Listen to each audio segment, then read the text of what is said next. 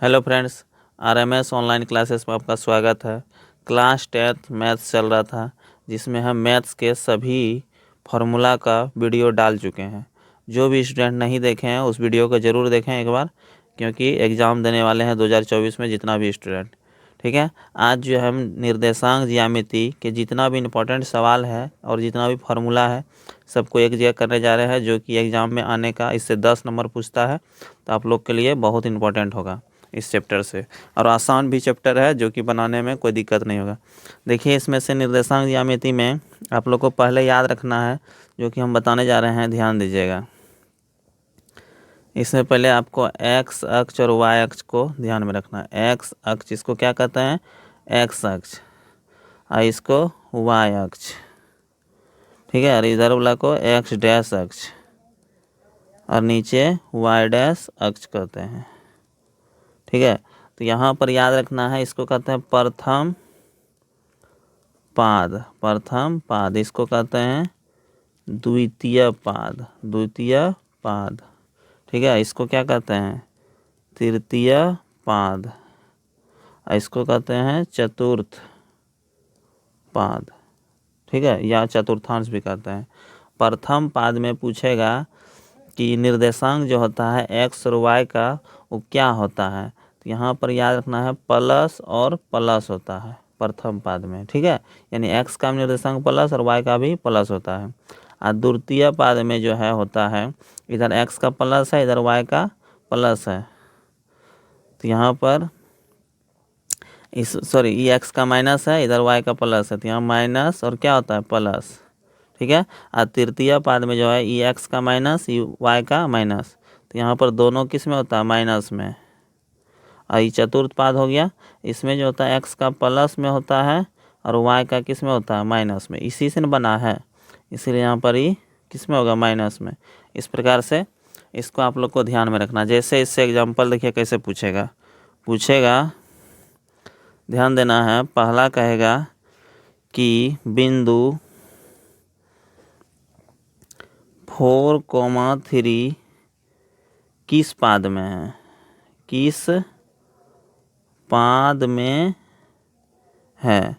तो आपको यहाँ पर बताना होगा किस पाद में है। तो यहाँ पर देखिए 4 और 3, ये देखिए ये एक्स का ये प्लस है, इसमें आगे में कुछ नहीं है, तो क्या है? प्लस है। तो देखिए प्लस प्लस किस में है? प्रथम पाद में। तो यहाँ पर क्या लिखेगा? प्रथम पाद। इस तरह से ऑब्जेक्टिव देगा। कहीं पर लिखा रहेगा -4 और 3, पूछेगा किस पाद में? तो एक्स का माइनस में हुआ और वाई का किस में हुआ? प्लस में। तो यहाँ पर देखिए माइनस और प्लस, तो इस कौन सा पाद हो जाएगा? द्वितीय पाद। यहाँ पर लिखा हुआ है, इस तरह से यहाँ क्या लिखेगा? द्वितीय पाद। इससे ऑब्जेक्टिव 1 नंबर फिक्स है, 2 नंबर भी पूछ देता है। और यहाँ पर जो है इसके बाद फिर -4 और -3 अगर दिया रहेगा, दोनों एक्स का भी माइनस और वाई का भी माइनस, तो यहाँ पर देखिए इस कौन सा है? माइनस माइनस तृतीय पाद। इसको क्या कहते हैं? तृतीय पाद कहते हैं। इस तरह से यहाँ पर लिख दीजिएगा तृतीय पाद। अगला है चतुर्थ पाद। चतुर्थ पाद में देखिए क्या हो जाएगा, यहाँ पर ध्यान दीजिएगा। इसमें देखिए, इसके लिए मान लीजिए एक्स का प्लस में है और वाई का किस में है? माइनस में। देखिए ये प्लस में है, ये किस में है? माइनस में। कौन सा पाद में है? चतुर्थ पाद में। यहाँ पर क्या लिखेगा? चतुर्थ पाद। इस तरह से कोई भी एग्जाम्पल पूछेगा, कोई भी ऑब्जेक्टिव इस तरह से पाद पूछेगा तो बता सकते हैं आप लोग। इससे 1 नंबर का या 2 नंबर का फिक्स है, इससे पूछेगा ही। आप लोग इतना बात ध्यान में रखना है। ठीक है, अगला जो है इससे ऑब्जेक्टिव जो पूछेगा, कहेगा एक्स और वाई में इसको क्या कहते हैं? भुज। एक्स को क्या कहते हैं? भुज। और वाई को क्या कहते हैं? कोटि। वाई को क्या कहते हैं? कोटि। आप लोग को ध्यान में रखना है। जैसे कहीं पर लिखा रहेगा 3 और 4, इसमें पूछेगा कि बिंदु में इसमें कोटि बताइए क्या है। तो इसका कोटि आप बता सकते हैं। कोटि किसको कहेंगे? वाई को। यहाँ पर कोटि इसका पूछेगा तो क्या हो जाएगा? 4। ठीक है, और भुज कहेगा तो कितना हो जाएगा? भुज कहेगा तो 3 हो जाएगा। ठीक है, इस प्रकार से कोई भी एग्जाम्पल पूछ सकता है। इसमें मान लीजिए इस तरह से दे देगा आपको -6 और -7, इसमें पूछेगा भुज क्या है? तो भुज हो गया कितना? -6, और यहाँ कोटि हो गया कितना? -7। इस तरह से आप लोग को एग्जाम्पल इसका याद रखना है। ऑब्जेक्टिव के लिए ये सब बता रहे हैं। ठीक है, और याद रखना है। अब कहेगा एक्स अक्ष का समीकरण बताइए। ऑब्जेक्टिव में पूछता है एक्स अक्ष का समीकरण, एक्स अक्ष का समीकरण तो क्या होता है y बराबर 0। अगर y अक्ष का कहेगा, अगर कहेगा y अक्ष का समीकरण, y अक्ष का समीकरण तो क्या बोलिएगा x बराबर 0। यानी कि इसको दिमाग में रखना है कि x अक्ष पर y का निर्देशांक, y का निर्देशांक क्या होता है 0, क्या होता है 0। और y अक्ष पर x का निर्देशांक क्या होता है 0 होता है, x का निर्देशांक 0 होता है y अक्ष पर। ठीक है, इसको दिमाग में रखना है आप लोग को। इससे ऑब्जेक्टिव जो भी पूछेगा बना सकते हैं इस तरह से। ठीक है, अब यहाँ पर दिमाग में रखना है आप लोग को अगला पॉइंट कि कहीं पर भी कहेगा मूल बिंदु का निर्देशांक, मूल बिंदु सूत्र आप लोग जानते हैं, मूल बिंदु सूत्र क्या होता है root under x square plus y square. Root under क्या होता है x square plus y square. कोई भी एग्जांपल दे देगा कि कोई भी बिंदु है, यहाँ पर सवाल ले लेते हैं एक एग्जांपल, किसी बिंदु मान लीजिए 4,3 से मूल बिंदु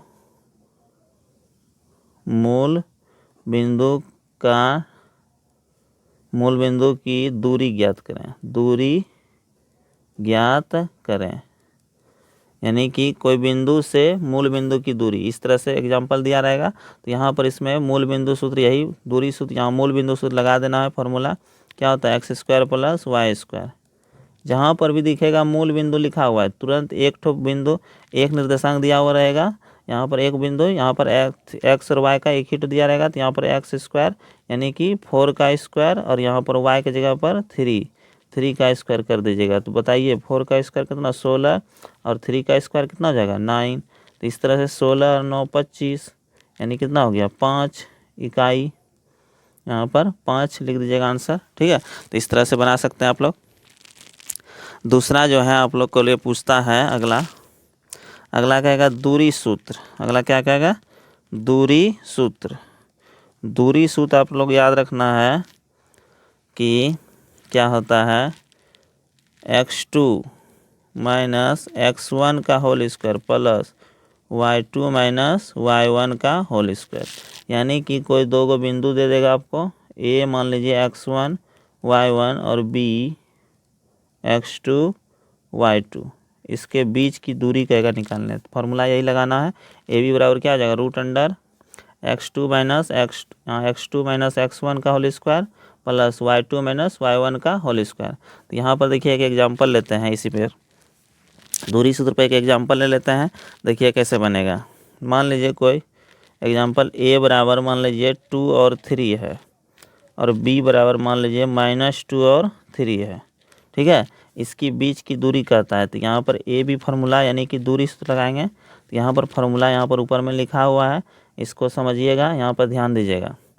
क्या रखेंगे x2, पहले क्या होता है x2 की जगह क्या है -2 और माइनस x1 कितना है 2 का होल स्क्वायर प्लस y2 देखिए कितना है 3, y2 कितना है 3 और y1 कितना है, y1 के जगह पर -3 का स्क्वायर। इस तरह से -2 कितना हो जाएगा -4 का होल स्क्वायर प्लस 3 में 3 गया कितना हो जाएगा 0 का स्क्वायर। यानी कि यहाँ पर -4 का स्क्वायर कितना 16 और यहाँ पर 0 का स्क्वायर 0, यानी कि कितना हो गया 16, यानी इसको हल कर दीजिएगा तो 4 कितना आ जाएगा 4। इस प्रकार से ऑब्जेक्टिव बन गया। ठीक है, इसी प्रकार से आप लोग और बना लीजिएगा सवाल, एग्जाम्पल बता रहे हैं, इस पर ध्यान दीजिएगा आप लोग। अगला जो है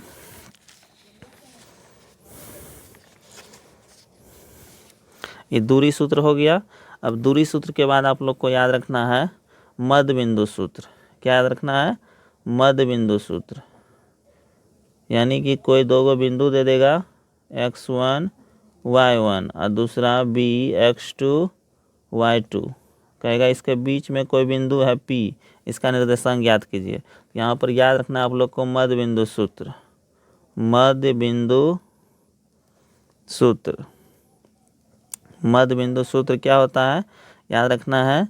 इसके लिए x1 प्लस x2/2 और y1 प्लस y2/2 मध्य बिंदु सूत्र इसी को कहते हैं। ठीक है, इस पर एक एग्जाम्पल ले लेते हैं। देखिए, जैसे कोई भी निर्देशांक लीजिए 4, 6, ए मान लीजिए इसको, अब बी मान लीजिए दिया हुआ है 8 और मान लीजिए 4।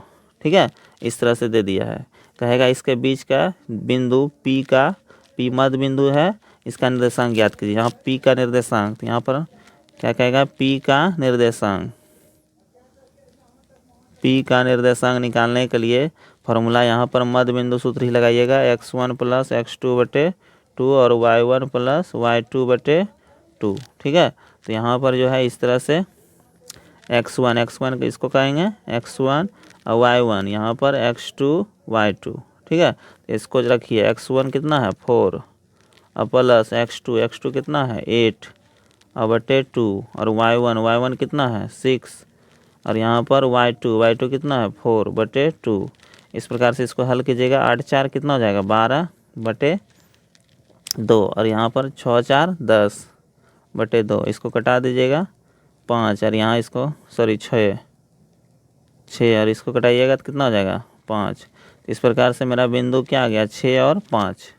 ठीक है, इस तरह से 6 और 5 इसका आंसर हो जाएगा। ठीक है, अगला जो सूत्र होगा आपका, ये तीसरा नंबर सूत्र था। अब चौथा नंबर सूत्र जो है आप लोग को याद रखना है।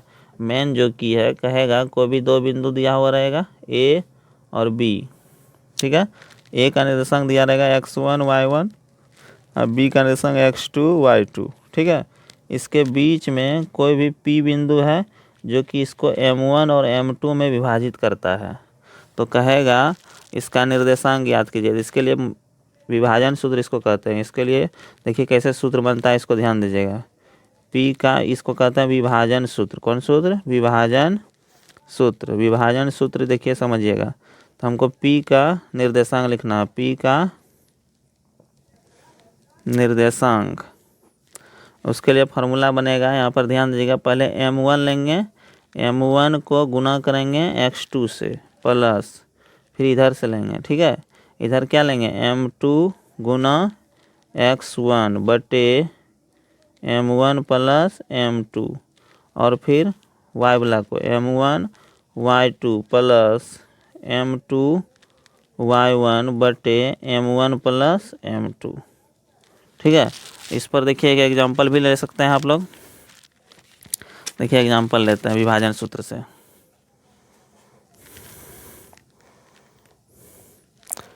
देखिए यहाँ पर ध्यान दीजिएगा। देखिए सवाल कहता है उस बिंदु का निर्देशांक, यहाँ देखिए ध्यान दीजिए। देखिए सवाल हम लिख देते हैं, सवाल ऐसे ही लिख देते हैं। सवाल कह रहा है उस बिंदु का नियामक जो बिंदु 1 1 और 2 3 को जोड़ने वाली रेखा खंड को 2:3 के अनुपात में विभाजित करती है। ठीक है, तो यहाँ पर ध्यान दीजिएगा। ए बिंदु मान लीजिए 1 1 और बी बिंदु मान लीजिए 2 और 3 दिया हुआ। उस बिंदु का नियामक जो बिंदु इतना इतना को जोड़ने वाली रेखाखंड को कितना में, यहाँ पर रेखाखंड को, यहाँ पर कोई बिंदु पी है, इसको कहता है 2:3 में विभाजित करती है। इसी का कहता है निर्देशांक लिखिए, यानी पी का निर्देशांक लिखना है। तो पी का निर्देशांक लिखने के लिए क्या कीजिएगा, फार्मूला लगाइएगा। फार्मूला देखिए, इसी को बोलिएगा m1 और इसको m2। ठीक है, इसी पर सेट करना है। इसको x1 y1, यहाँ पर x2 y2। इसी पर यहाँ फार्मूला ऊपर में लिखा हुआ है, इसी पर हम डायरेक्ट आप लोग फार्मूला लिख लीजिएगा एग्जाम में, तब बनाइएगा, ठीक है। हम ऐसे ही बना देते हैं। यहाँ पर क्या हो जाएगा, m1 यानी कि 2 गुना 2, ठीक है। और इसके बाद फिर यहाँ पर देखिए m1 और x2 यहाँ पर 2 हो गया। अब प्लस फिर m2 कितना है 3, और फिर इसी प्रकार से कितना है 1 x1 कितना हो जाएगा 1। अब बटे क्या हो जाएगा m1 प्लस m2 यानी 2 प्लस 3। फिर इसी प्रकार से अगला 2 गुना y2 यहाँ पर m1 और y2 कितना है 3, और प्लस फिर इसी प्रकार से अगला m2 गुना y1 1, और बटे 2 प्लस 3। इस तरह से इसको हल कीजिएगा तो क्या हो जाएगा, देखिए तो 2 गुना 2 4 और 3 बटे 5, और इधर 3 गुना 6 और 3 बटे 5, यानी कि इसको हल कर दीजिएगा कितना हो जाएगा 4 3 7 बटे 5, और दूसरा 9 बटे 6 3 9 बटे 5। इस तरह से पी का निर्देशांक निकाल गया इसका, ठीक है। इस तरह से आप लोग बना सकते हैं, ठीक है। अगला जो है अब जो कि सवाल चलेगा आपका, ये 4 फार्मूला हो गया। चारों फार्मूला बहुत इंपॉर्टेंट है, इस पर जो भी एग्जाम्पल दिए हैं इसको अच्छे से आप लोग देखिएगा। अगला फार्मूला है त्रिभुज का, कहेगा त्रिभुज का निर्देशांक, त्रिभुज का क्षेत्रफल ज्ञात कीजिए।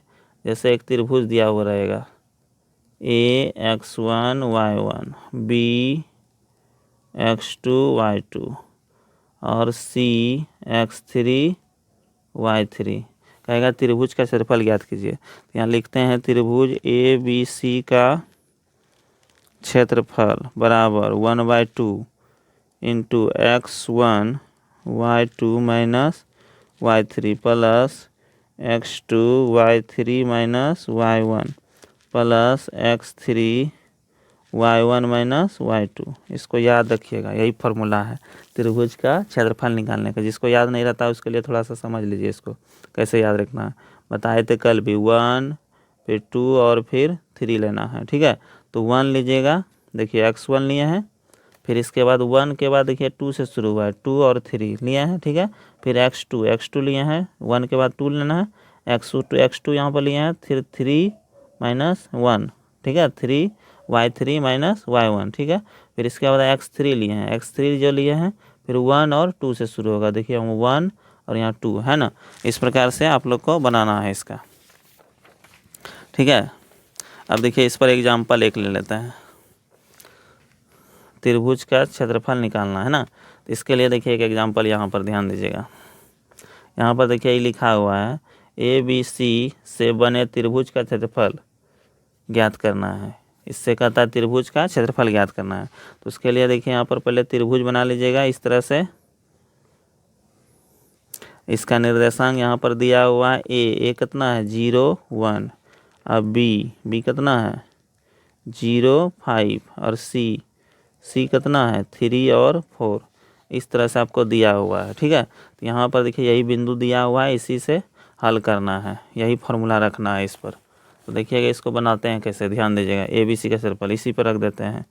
यहाँ पर 1/2 x1 यहाँ पर देखिए कितना है x1, इसको बोलेंगे। यहाँ पर देखिए x1 कितना है 0, और y2 देखिए यहाँ पर है y2, तो यहाँ पर y2 कितना है 5 माइनस y3 यहाँ पर है, यहाँ पर देखिए y3 कितना है 4 प्लस x2 देखिए x1 x2 भी 0 है। फिर यहाँ पर क्या है y3 कितना है 4 माइनस y1 देखिए कितना है यहाँ पर 1, और प्लस x3 कितना है 3, ठीक है। और y1 देखिए कितना है 1 माइनस y2 कितना है 5, ठीक है। इस तरह से ध्यान रखना है। अब यहाँ पर हल कर दीजिएगा, 0 में इसको घटाइएगा, यहाँ कितना आ जाएगा 1 और प्लस 0 गुना यहाँ पर 4 में 1 गया